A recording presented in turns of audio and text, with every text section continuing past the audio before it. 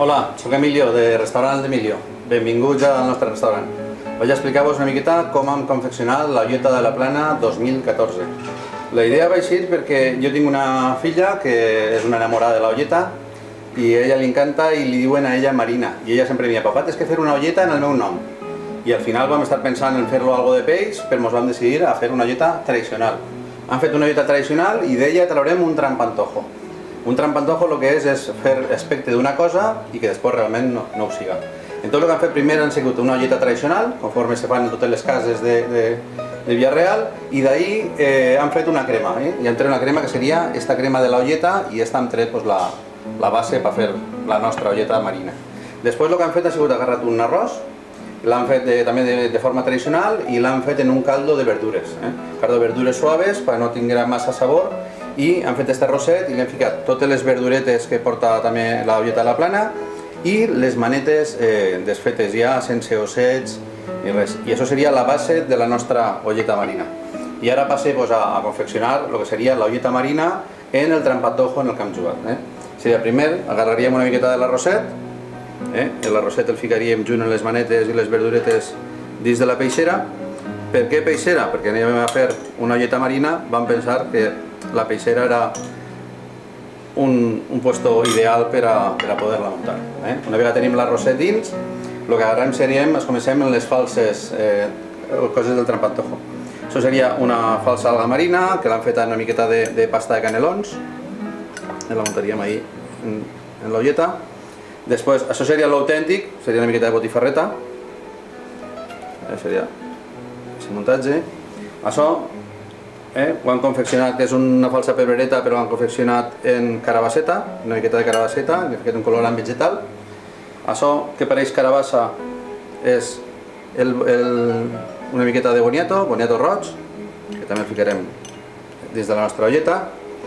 Hem agarrat també el que és una miqueta d'espinacs, els espinacs que porten sempre en olleta tradicional, hi ha alguns que la fan en bledes i altres en espinacs. Nosaltres l'olleta l'hem confeccionat en espinacs, s'ha pegat un poquet, ara ho soltem en seguida i fiquem una miqueta d'espinacs. I jugarem també en això, és una falsa vieira, veu ahí? Però realment és un tros de nap, és un tros de nap que nosaltres l'hem bullit en un caldo de verdures i l'hem marcat a la planxa perquè tingui l'aspecte de falsa vieira. Això també és un fals calamar, que realment és tocineta, la tocineta seca, ahumaeta i salaeta, que dona el sabor d'olleta tradicional. I seria un fals calamar que també ficarem ahí a la nostra olleta.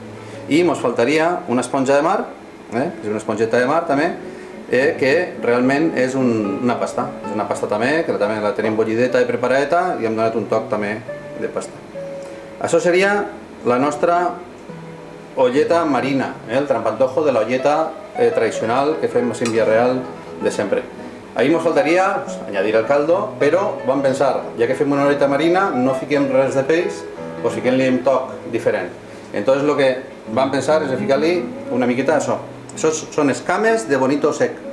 Realment s'utilitza molt en la cuina japonesa per donar sabor a les salses i també. Entonces nosaltres vam ficar-li un toc també de mar a aquesta olleta marina nostra. Ara us ensenyem conforme ho ficaríem. Bueno, doncs ja tenim la nostra olleta quasi acabada i ara seria añadir-li ja el caldo perquè sigui realment una olleta de cullera. Agarrem el caldo molt calentet i l'añadim en la nostra olleta. Una llàstima que la càmera no pugui agarrar els aromes perquè realment així fa olor ja a olleta de la plana.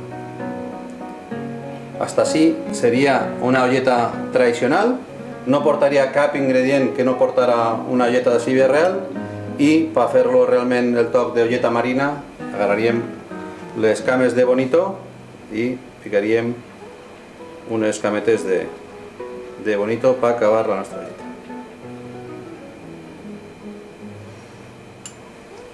No sé si la càmera ho enfocarà bé, però el bonito sec, al estar tan finet i tan sequet, en el contacte del calor de l'olleta se meneja i fa una espècie de, com si eren els peixets que ens faltaven en la nostra cullera.